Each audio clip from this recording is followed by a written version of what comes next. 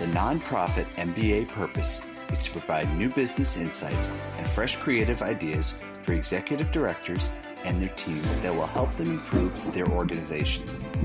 Here is your host, Stephen Halasnik. Welcome, everyone. My name is Stephen Halasnik, and I will be your host for today. I am co-founder of Financing Solutions, and Financing Solutions is the leading provider of lines of credit to small nonprofits in the United States. We've been around over 11 years, and it's a very popular product, the line of credit. And if something that you're interested in learning more about, please visit our website at nonprofitmbapodcast.com. Again, that's nonprofitmbapodcast.com. Today, I am very excited to be speaking with Jane Pfeiffer from Fieldtrip. Jane is the founder and president of Fieldtrip, an advertising firm which is a cause-driven agency that amplifies nonprofits and the impact they make. Fieldtrip and its staff dig deep and develop meaningful solutions for the nonprofits they work with. Jane, welcome to today's Nonprofit MBA podcast. Thank you so much for the invitation, Steve. Yeah, so today's topic is something that I think, many of our listeners, nonprofits are under about $5 million in revenue. And I don't think they spend enough time thinking about the idea of our topic today, which is nonprofit marketing, the cost of lost opportunities. And so I'll be very interested to hear from you, Jane, today, what your experience has been with nonprofits when you kind of raise this, or if they raise it with you. So let's start off right then and there, because I love real world experiences. Tell us a little bit about, does this topic or does this idea of marketing for smaller nonprofits, does it come in front of, do they come to you with this, or do you come with them with it? Yeah. So, what we find is it's both. They come to us and we find them, or we actually work alongside of each other through a workshop or seminar or webinar or something like that. So we focus and believe that the biggest expense a nonprofit faces isn't shown on the balance sheet, but it's the cost of an IDK. I don't know if you've heard that term, Steve, before. I haven't. But an IDK is an I don't know. So I don't know about you. I don't know if I can help you. I don't know if you can help me. I don't know if solving this issue in the world is even important or relevant to me.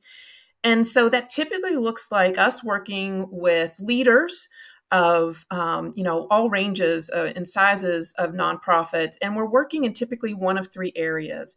One is the relevance of what they do, and the demand for it has never been greater.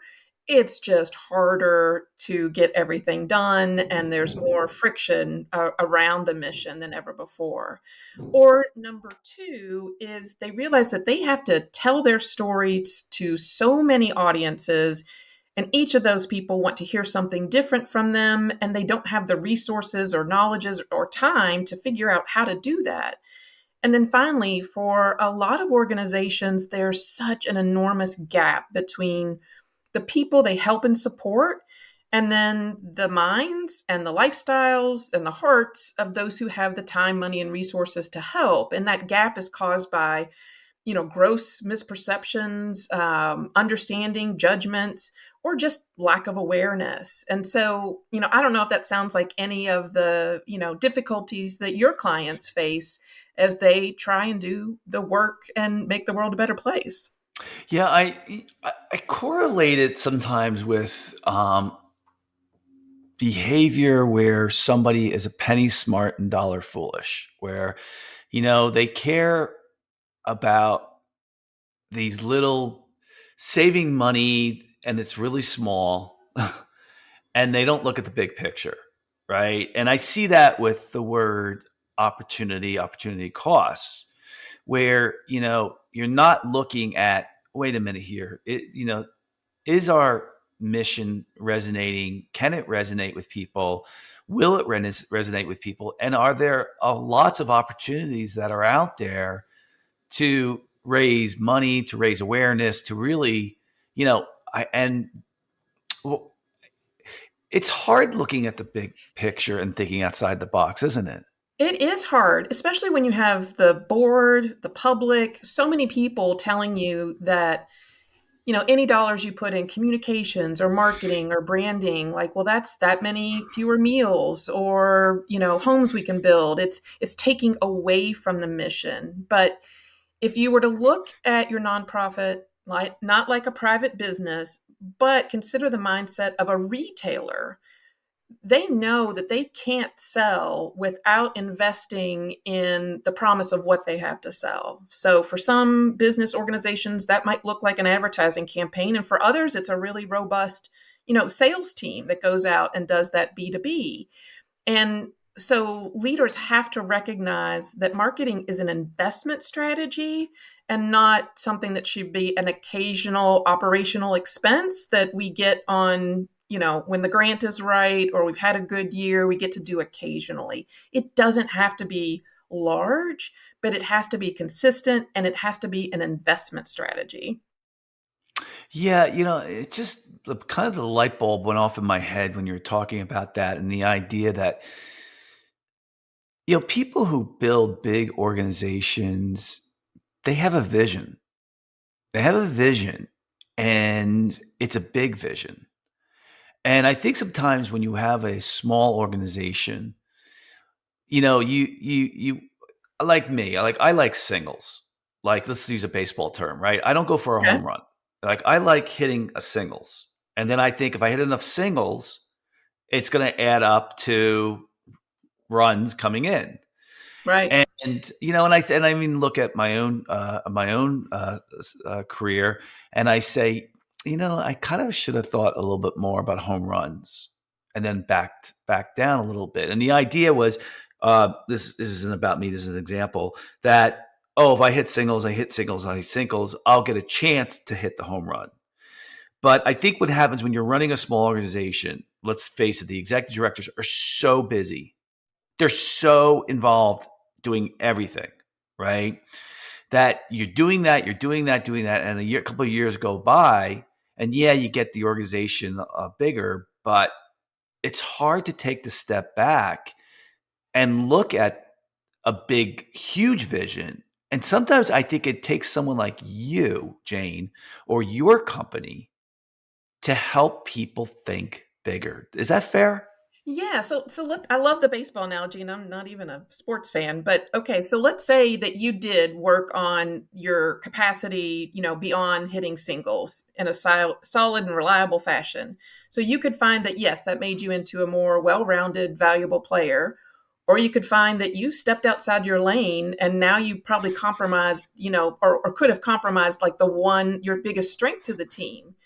But there's also another option that is so unique to nonprofits. It could be that you had that skill all along, but you were on the bench waiting for someone to notice rather than telling the coach and the other players, hey, look, I can do this particular thing all day long and better than anyone. You just got to give me a chance. It's this humility that holds us back. And, when nonprofits say, oh, yeah, we're the best kept secret in this, just nobody knows about it. Like that should be the warning sign, the 911 alarm, the red flag that, yeah, you're sitting on the bench having value. Maybe you won't be the VIP of the game, or what is it, MVP in a game. Yep. But you have something to offer that makes the game better for everybody. And that's great. But you got to tell the world that you can do it to get the chance. Yeah, and I think you do need somebody from the outside to challenge you in those cases, to look at your organization and to say, "Wait a minute here. This is what I'm seeing." And I think you can't get out of your own way if you're just doing it yourself. I think you got to get somebody who's an expert at looking at your organization, and that's the value you bring. Because I always say this too: what are the things that consultants do? Is they work with a lot of different organizations. And so they bring all that experience to you as the executive director.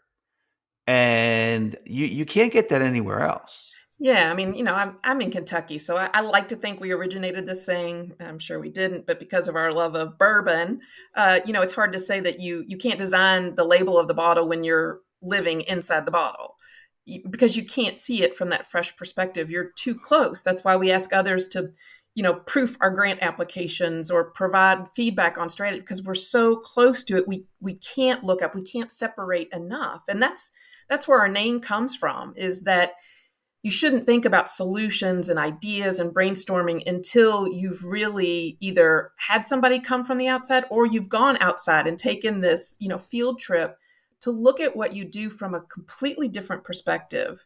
And only then, once you see that, should you come in and try and solve that problem, at least in, if it involves marketing and branding and those types of things, because you're not trying to speak to the people that know you. You're trying to expand that reach and then to take the people that know you and make it a deeper relationship. So you have to get fresh view on everything. Yeah, I really on that I really heard your Kentucky accent coming through. So yes, it really made Yeah. yeah, it even made the bourbon taste better when you were saying Yeah. that. So Yeah. Y'all. um, yeah, so let's take give me a real case scenario of a smaller nonprofit Mhm. that you worked with. Yeah. Why did they come to you, or what tell me a little bit about it. I mean, we're talking about them, and we can relate it to this subject matter if you can, of they didn't see the potential, you potentially saw the potential. So give us the case study. Okay. So a lot of times people think that, marketing has to do with fundraising. And what I actually find is that, it's a lot of times more appropriate for utilization. So regional nonprofit, while it's a large organization, had a small program and, a smaller budget and very specific, had a program in restorative justice. So helping youth learn from mistakes rather than a punitive approach that really takes them, you know, in a direction to repeat that mistake. So what happened is we did the messaging, and we took that fresh look outside, understood the program, and before we launched the campaign, we took it to the board. And so here are board members who know what the organization is about, what the philosophy is. And what struck me is the first question was, well, this program can't work because we have to be tough on crime. Now, anybody at the board should realize this organization, that's not their philosophy. Yeah, it sounds completely But different. Yeah. right, but it was a great test to say, okay, now look at how we're positioning this program, because this wasn't a part of the state that, believe me, that is the style of thinking. It's very conservative. So it was a great, focus group of, one dissenter, and showing how we presented to a dissenting opinion that it was good for the community. And the story wasn't, the Cinderella story of a youth who made a mistake and now is better, because we focused on the implications to tax dollars, to city funding. We were trying to influence the decision makers and the community mindset that restorative justice means we're just giving them a free pass. And that's not going to work. So it was a very specific focus, not on raising funds, but improving people's understanding so they would suggest it or welcome it when it was a possibility for themselves or their friends or their neighbors should a crime occur. And so that's an example where our primary work was just how to talk about this with different groups. If we were talking to the victim of the crime, we wouldn't lead the conversation with tax dollars. We would talk about not only can they heal from the experience, but they can help heal the youth as well, so they don't, repeat the behavior. And isn't that what we all want?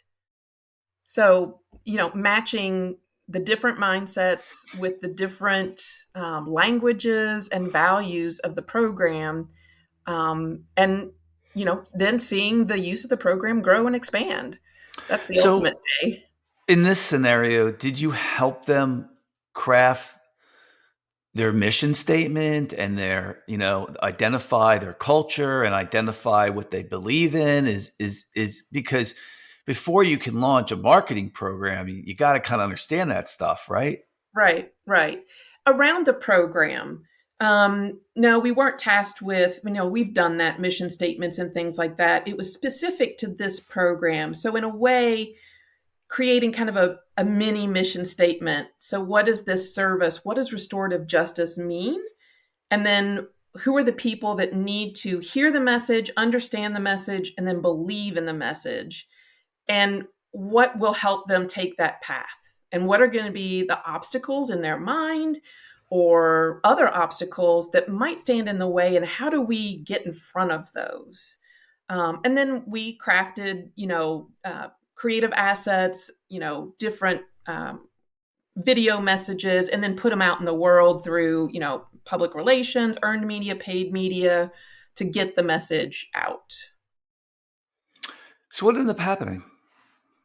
So what we ended up realizing, and this was great growth, is yes, the sentiment changed. It's a long measure to see if the case count increases, but the early signs were indicating increase in the case count. What we revealed for the organization, though, is the need to focus on the referral sources. So, the caseworkers in the justice system, the guidance counselor at the high school, the people that would be aware that there was a crime and there was a youth who was headed into trouble and paying for that, and could make a referral to the program, and to put much more effort into those referral sources first and foremost, and then change the community's mind. And while that was part of our plan, that's where the biggest gap was. That because we can drive awareness, and, Steve, this is where I talk all day long. We focused on awareness. We were asked to focus on awareness. But alignment is the second stage of that. And if we didn't have the referral sources believing in the program and its outcomes, we were just driving, community awareness, but not really changing a conversion point. That's a marketing term, but, the case count. So now let's focus on how we increase that alignment. And then, the third and most important phase is that advocacy. Once a youth moves through that program and the court case management sees the difference, they will then advocate for the program and bring it to families and bring it to victims and bring it to the court as here's a great alternative to detention. And so we really need to work backwards instead of starting at awareness, but starting with that, okay, how do we get the belief and the confidence so that when we create awareness, it's converted into actions and positive actions. How did your agency originally start? I mean, was it like, is 80% of your clients nonprofits and you do some businesses, but how did this Yeah. all come about? Yeah, I have to chuckle because my agency is a coincidence of a lot of really fortunate accidents. So I started the company with the intent to really be a media strategist, focus on, for a lot of traditional businesses, their largest expense. And our start was in furniture retail.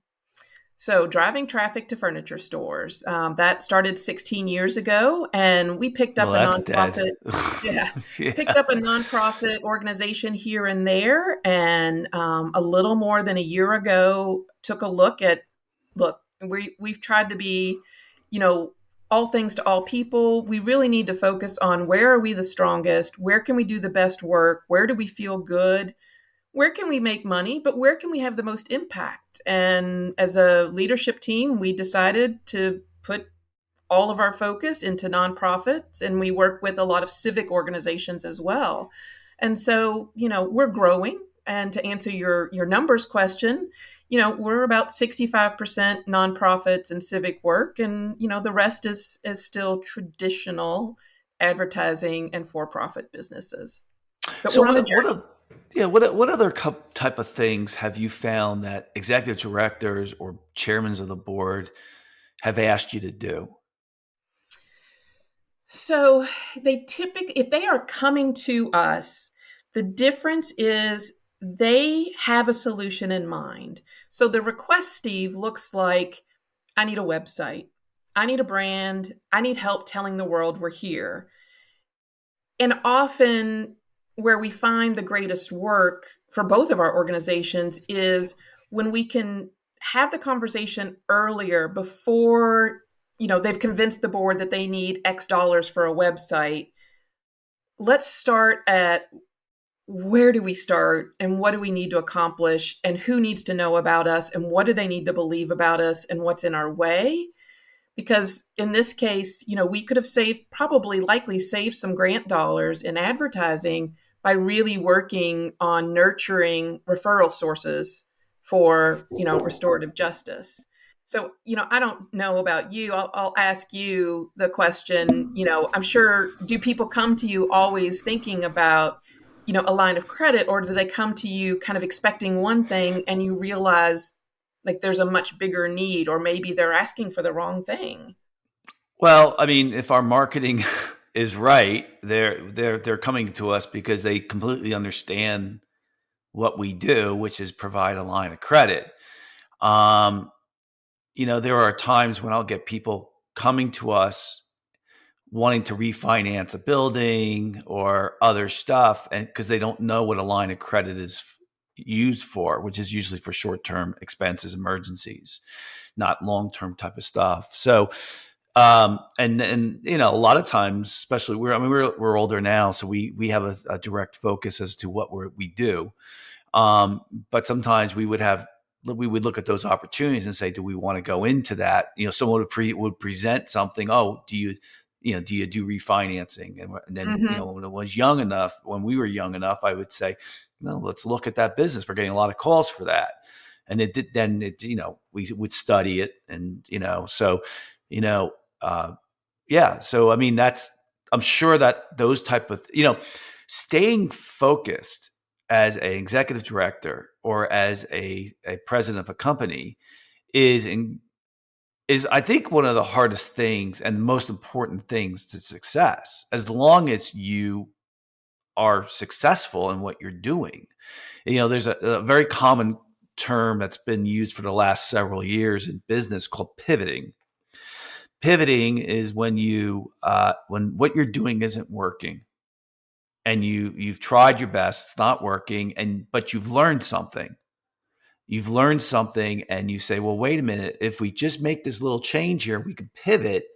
And I think that's a big part of growing as an Mm-hmm. organization. So yes, do you have to stay focused? Yes. But when you feel like you're running into the wall too much and it's not working, then you got to make a little bit of a change. Have you seen that experience as well?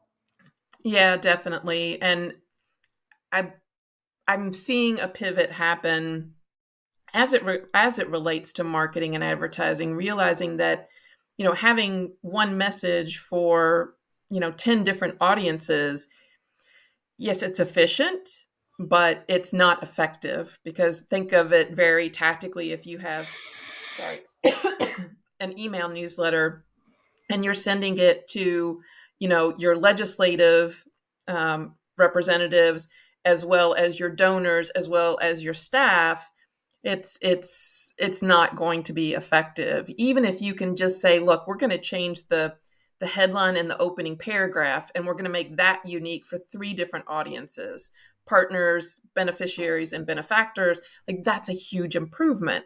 That's doable. Creating a unique, comprehensive email marketing program for 20 different audiences isn't doable. So it's just about asking the question, and then how to just gradually shift that way. What are the little things that can give you a lift? And over time, just like your singles, that builds up. Yeah. So it's almost like you're a consultant. Is that accurate to say? We have a very consultant, and in some cases, educational perspective. But we bring the resources backed by not only the thinking and the philosophy, but producing the work. So, writing that copy, designing the imagery that goes along with it, creating the assets, whether that's video or web. But it has to start with the thinking first. Yeah. Okay. So, what has been one of the most unique assignments you've ever had in the nonprofit sector? Oh, let's see. I could Has there take been a that. unique has there been a unique project Oh, or yeah. I'm trying to figure out what isn't unique, yeah. because they're all so different. Um, I would say the most challenging is I have a I have a creative and analytical mind. So one of the first places I start when we're working with a client is understanding the business model. How do the dollars come in? How do the dollars go out? Um, because that opens up opportunities for the people in the pockets we need to influence. And so we're working with an organization that is, funded by federal dollars and state dollars. So public opinion is doesn't matter. It doesn't impact their revenue streams, but where it impacts is the outcomes. And so it's one of the more complicated business models I've seen. And we have identified 22 audiences that they have. So the complexity of that and knowing that we can't hit that all. So breaking it down into kind of subgroups, if you will, and figuring out which one has to move first. So it's levers and gears and deciding, okay, do we start with this audience, or do we start, with advocacy versus awareness? And that complexity has been challenging, but I love it because it's a puzzle to figure out every time. Well, wow, it's like ultimate personalization, right? I mean, where you're really trying to get down to, especially that one with the 22 different I wouldn't say markets, but segmentations. Yeah. I Yeah. kind of get it. But at the end of the day, we have to make the world more open to giving people, and this nonprofit helps people coming out of incarceration re-enter society through a lot of different programs. So we have to help the public become open to giving the formerly incarcerated a second chance, to giving them a job, to, just giving them the opportunity to have a full life. And I mean, what could be a better cause Yeah. and more rewarding when we change the world for the better?